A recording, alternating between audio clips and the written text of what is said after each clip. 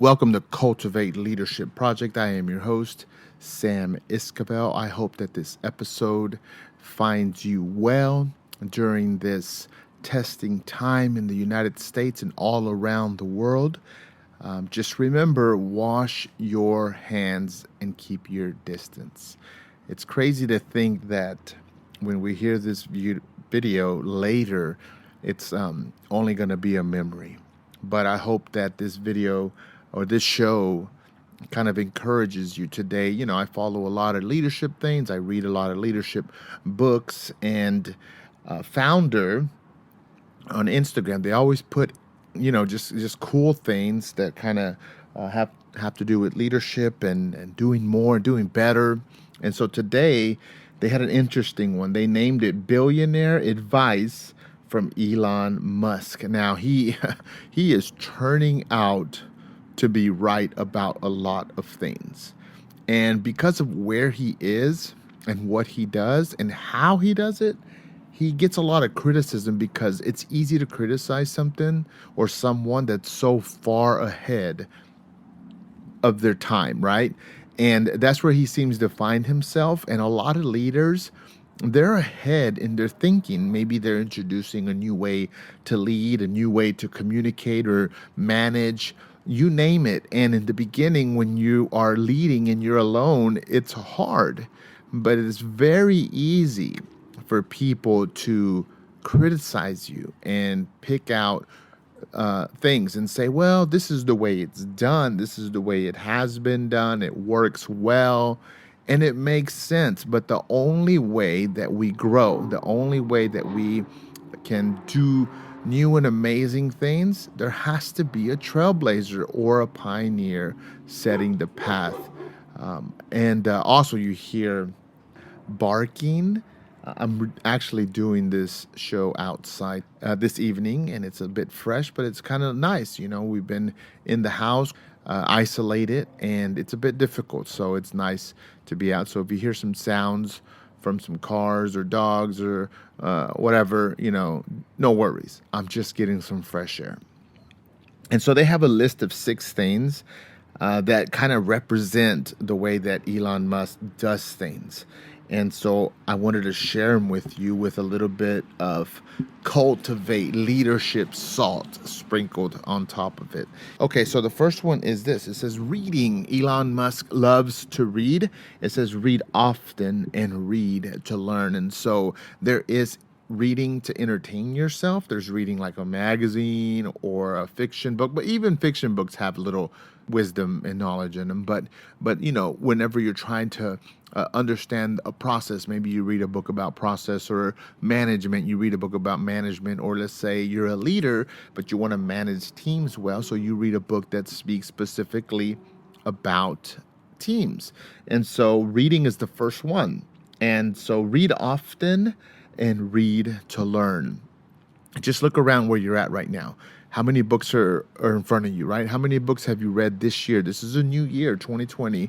But during this time when they're asking us to stay home, we should be consuming a lot of books. Right now is the time to do it because everything is shut down. And the reason we keep ourselves from learning or pulling away from all the things that life has to bring is because everything's going on and moving. But during this time, everything is just still. Like, so take advantage of it.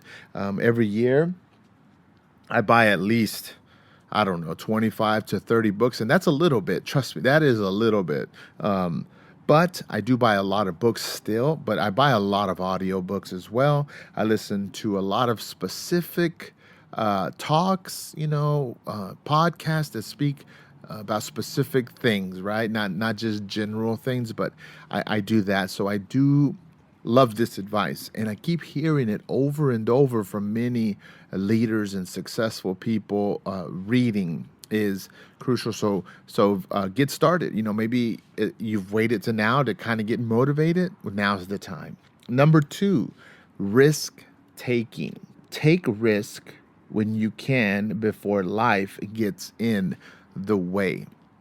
There's several ways to look at this, but let's just say you're a young leader right now and you don't have a lot of responsibility, and maybe your job isn't that demanding right now, well, then there you go. You have some extra brain space to do something else.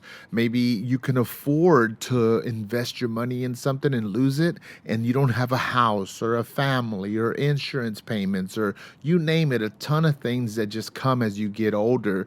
And you just put it out. You say, I'm going to go ahead and risk my time. I'm going to go to this school. I'm going to travel to this country. I want to intern here and I don't need to get paid for 2 years. I want to survive on nothing, but you're gaining something, right? And so that's risk taking. And I love that it says take risk when you can before life gets in the way. Life will keep you from doing so much.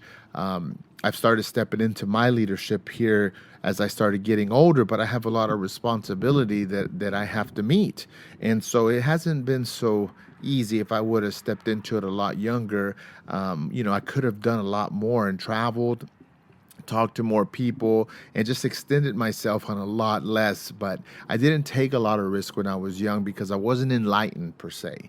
But I'm telling you right now, if you're a parent, if you're a lot older and there's some young people in your life, or if you're a young person, just put this in your head. Say, this sounds a little hard. This sounds a little outside of my knowledge and understanding. Well, take the risk. Learn, right? And let's say you want to learn how to code or be an engineer for apps or web development or security, cybersecurity.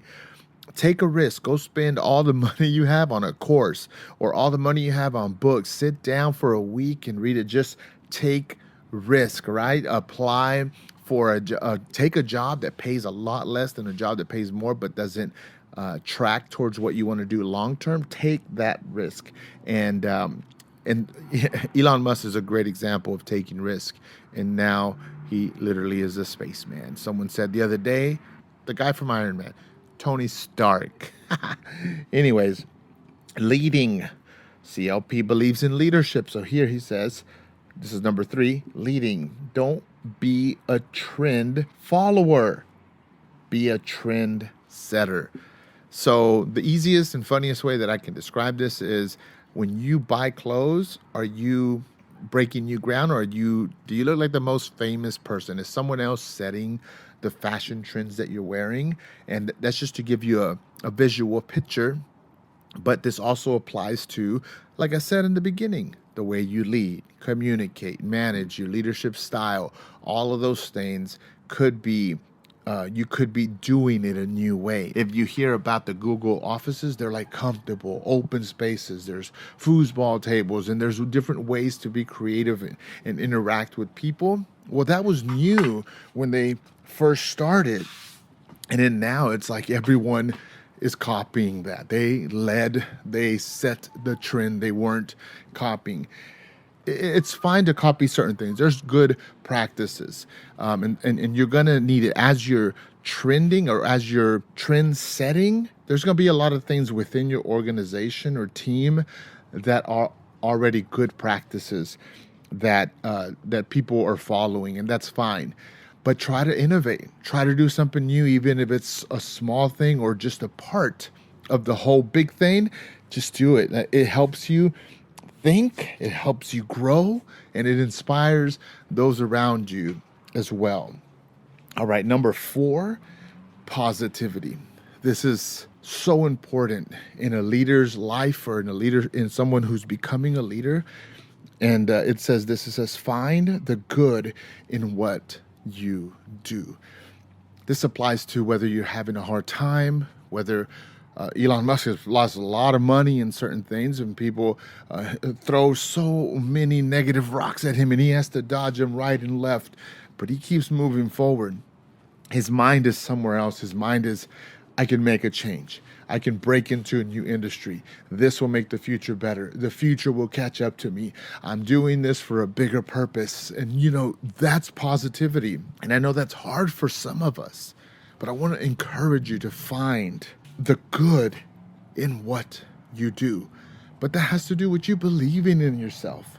Don't think that you have these ideas or this way of thinking for no reason. If you apply it the right way, you can make an impact in this world. You can cause change and do some good. So yes, positivity, positivity, positivity every day. Number 5, mindset. It says, do more creating than you do complaining.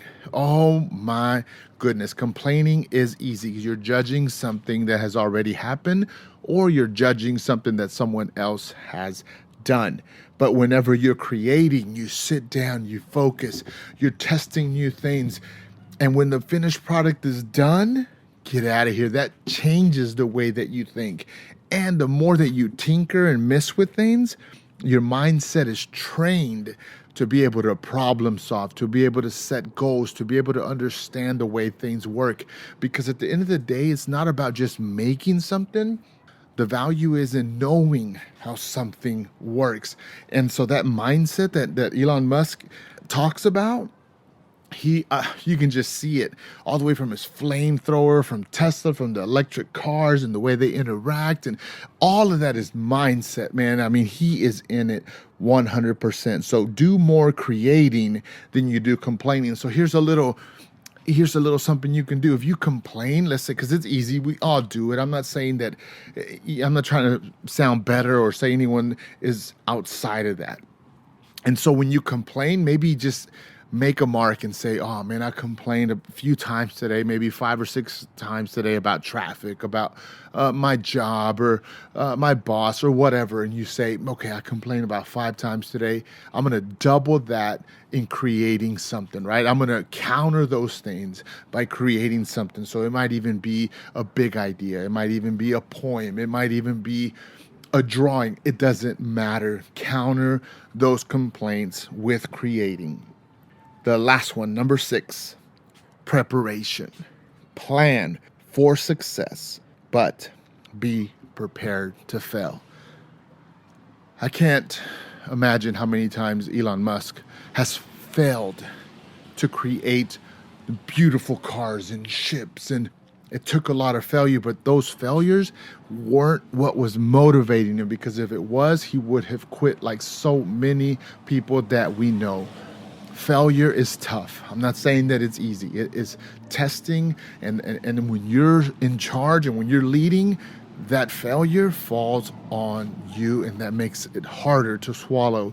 But I'm telling you, prepare for success, right? Look forward, look at the big goal, and don't forget the big goal. Write it down, keep it somewhere where it's visual for you on a daily basis, because with great success comes failure. There's no leader that I talk to. There's no, organization leader or just an owner of a big company that doesn't know what failure is. When we see successful companies, we think, man, they never lose. But companies lose on a daily basis. It's just that their victories and their successes are bigger, and their goals go beyond what happens on a daily basis.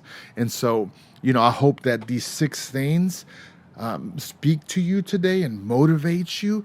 I'll add all of them in the description below. Don't forget, visit our website at cultivateleadershipproject.org. Support us, listen to our podcast. There's a donate button at our website. All the money raised, it goes to a good cause in the community to help young people become leaders. Till next time, just stay safe out there, wash your hands, and we will get past this.